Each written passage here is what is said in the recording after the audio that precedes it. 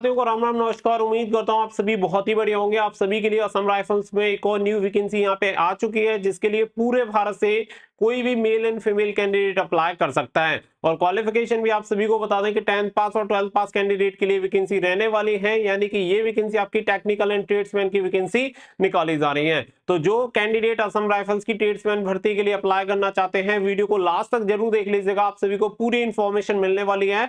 Video पसंद आए तो प्लीज वीडियो को लाइक शेयर करके चैनल को सब्सक्राइब कर लें और बेल आइकन पे प्रेस कर लें, ताकि फ्यूचर में आने वाली हर एक अपडेट का नोटिफिकेशन आपको सबसे पहले मिलता रहे। कहां से आपको अप्लाई करना है, नोटिफिकेशन कहां से मिलेगा, वो सारी इंफॉर्मेशन वीडियो के एंड तक आप सभी को क्लियर हो जाएगी।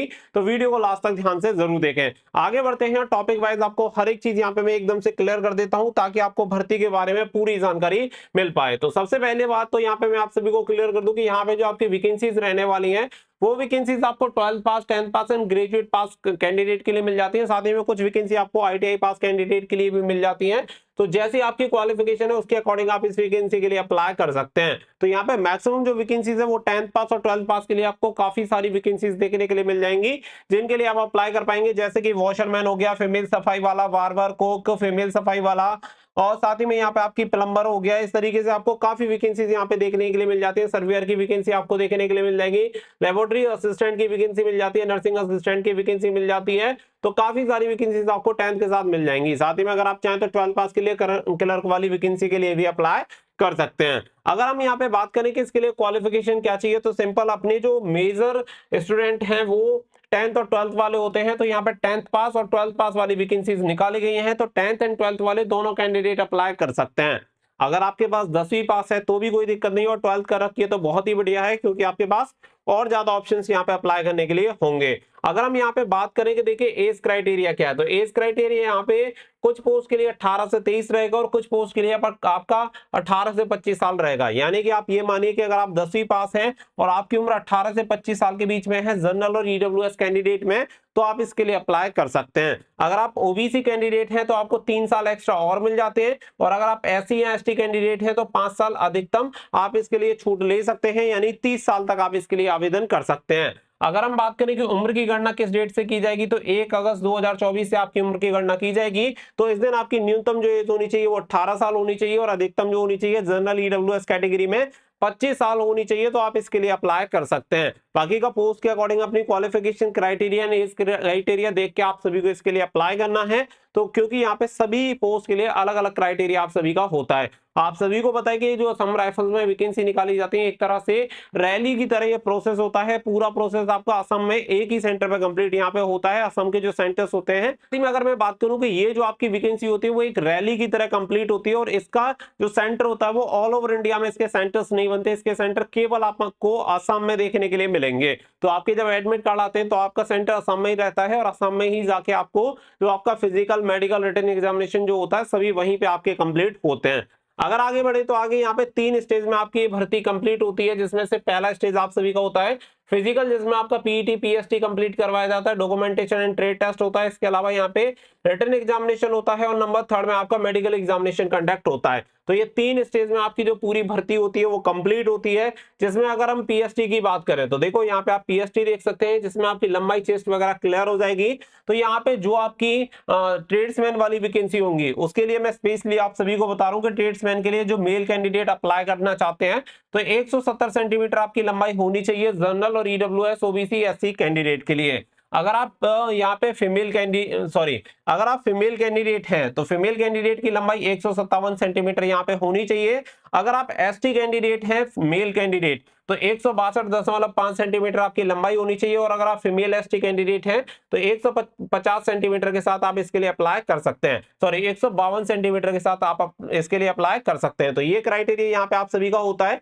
इसके अलावा अगर हम बात करें चेस्ट की, तो ओनली फॉर मेल कैंडिडेट के लिए होता है। तो 80 से 85 सेंटीमीटर सीना आपका होना चाहिए, 85 सेंटीमीटर का फुलावा आपका होना चाहिए। अगर आप एसटी मेल कैंडिडेट है तो इसमें सीना आपका 76 से लेके 81 सेंटीमीटर सीना आप सभी का होना चाहिए। तो ये क्राइटेरिया होता है। असम वगैरह के जो कैंडिडेट होते हैं उनके लिए अलग क्राइटेरिया होता है, उसके लिए 165 सेंटीमीटर आपकी हाइट यहाँ पे होती है। साथ ही में बहुत सारी अलग जो पोस्ट हैं उनके लिए क्वालिफिकेशन क्राइटेरिया अलग रहेगा। साथ ही में जो हाइट क्राइटेरिया वगैरह होता है वो भी यहाँ पे अलग होता है, जिसमें आपकी जनरल ओबीसी एससी कैंडिडेट के लिए 165 सेंटीमीटर लंबाई मांगी जाती है, और सीना 77 से 82 सेंटीमीटर होता है। सेम इसी तरीके से अगर आप फीमेल कैंडिडेट हैं तो 155 सेंटीमीटर के साथ इसके लिए अप्लाई कर सकते हैं, और एसटी कैंडिडेट के लिए 162.5 सेंटीमीटर लंबाई और फीमेल कैंडिडेट के लिए 150 सेंटीमीटर लंबाई यहाँ पे होनी चाहिए। तो ये पोस्ट टू पोस्ट वेरी करेगा, यानी कि कुछ पोस्ट जो अगर आप ट्रेड्समैन के लिए अप्लाई करना चाहते हैं, अगर आप 10वीं पास हैं, सिंपल समझो कि अगर आप 10वीं पास हैं और आपको ट्रेड्समैन के लिए ही अप्लाई करना है तो ये वाला क्राइटेरिया एप्लीकेबल होगा। मेल के लिए 170 सेंटीमीटर लंबाई और फीमेल के लिए 157 सेंटीमीटर लंबाई। इसके अलावा और जो पोस्ट है उनके लिए लंबाई थोड़ी सी कम चाहिए होती है, तो उसके अकॉर्डिंग आप इसके लिए अप्लाई कर सकते हैं। ये आपको पोस्ट टू पोस्ट वेरी करेगा। फिर बात आती है फिजिकल की, यहाँ पे फिजिकल में क्या होता है। तो देखो फिजिकल में आपकी केवल रनिंग करवाई जाती है, और जो मेल कैंडिडेट होते हैं उनकी 5 किलोमीटर की रनिंग 24 मिनट में उन्हें पूरी करनी होती है। वहीं पे अगर आप फीमेल कैंडिडेट हैं तो 1.6 किलोमीटर की रनिंग 8.5 मिनट में आपको कंप्लीट करनी होगी। 8.5 मिनट का समय आपको दिया जाता है। इसके लिए आपको कोई भी नंबर वगैरह नहीं दिए जाते हैं, केवल क्वालिफाइंग नेचर की आपकी रनिंग होती है। फिर इसके बाद अगर हम बात करें तो देखिए यहाँ पे एप्लीकेशन फीस के बारे में बहुत सारे बच्चे पूछते हैं। तो दो तरह की पोस्ट आप सभी को देखने के लिए मिल जाएंगी, कुछ ग्रुप बी की भी पोस्ट रहेंगी और मैक्सिमम आपकी ग्रुप सी की पोस्ट यहाँ पे रहेंगी।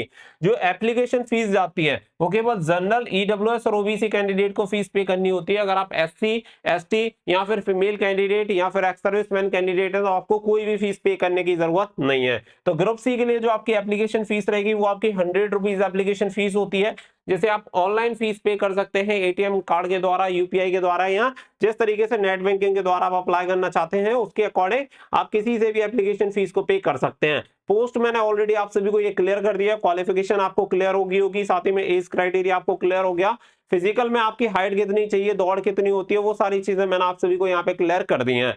अब सबसे मोस्ट इंपोर्टेंट जो चीज आती है वो आती है अप्लाई करने की बात। तो यहाँ पे अप्लाई करने के लिए आप सभी को बता दें कि अप्लाई डेट आप सभी की यहाँ पे जो अभी के लिए इंफॉर्मेशन आपकी निकल के आ रही है वो आप सभी का ये है कि यहाँ पे फर्स्ट वीक ऑफ, अगर हम बात करें फर्स्ट वीक ऑफ मार्च में आपकी वैकेंसी आ जाएंगी आचार संहिता से पहले, क्योंकि इसमें कुछ थोड़ी सी चीजें थी जिनमें चेंजेस करना शायद बाकी है, जिसकी वजह से ये आपकी वैकेंसी कहीं ना कहीं डिले हुई है। और जल्दी से जल्दी प्रयास किया जा रहा है कि आचार संहिता लगने से पहले इस वैकेंसी का नोटिफिकेशन जारी कर दिया जाए, क्योंकि अगर आचार संहिता लग गई और इसका नोटिफिकेशन रिलीज नहीं हुआ तो फिर ये भर्ती पेंडिंग हो जाएगी, और फिर आप ये मान के चलिएगा कि फिर आपको ये वैकेंसी जून या जुलाई में देखने के लिए मिलेगी, उससे पहले इसका नोटिफिकेशन जारी नहीं होगा। और अगर पहले नोटिफिकेशन आ गया तो फिर प्रचलित भर्ती हो जाएगी, तो फिर कोई दिक्कत इसमें होने वाली नहीं है। इसलिए असम राइफल्स बहुत ही जल्दी ट्राई करेगा कि बहुत ही जल्दी इसका नोटिफिकेशन यहाँ पे जारी हो जाएगा, यानी 2 से 4 दिन में, 5 दिन में, यानी कि आचार संहिता से पहले इसका नोटिफिकेशन आपको देखने के लिए मिल सकता है। अगर आप असम राइफल्स के टेक्निकल एंड ट्रेड्समैन में फॉर्म अप्लाई करना चाहते हैं तो मैं आपको एक ही सजेशन दूंगा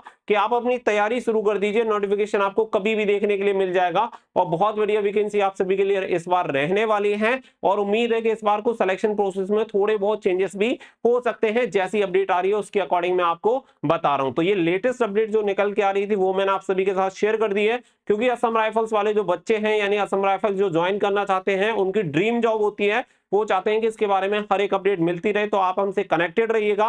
साथ ही में अगर आपको ये इन्फॉर्मेशन चाहिए तो ये इन्फॉर्मेशन में पूरी इन्फॉर्मेशन इससे रिलेटेड आपको टेलीग्राम से प्रोवाइड करा दूंगा। टेलीग्राम पर आप कनेक्ट हो जाना, जिसका लिंक आपको वीडियो के डिस्क्रिप्शन में दिया गया है। हर एक छोटी से बड़ी इन्फॉर्मेशन जॉब से रिलेटेड वहां पे आपको रेगुलर मिलती रहती है। तो वीडियो को सभी कैंडिडेट के साथ शेयर कर देना जो असम राइफल्स का वेट कर रहे हैं। आप सभी के लिए अपडेट आ चुकी है, और ये मैं ऑथेंटिक इन्फॉर्मेशन आप सभी को बता रहा हूँ। बहुत ही जल्दी आपको नोटिफिकेशन देखने के लिए मिल जाएगा ऑफिशियल वेबसाइट पे। मिलेंगे नेक्स्ट वीडियो में, फिलहाल के लिए बस इतना ही। So thank you for watching. जय हिंद, जय भारत।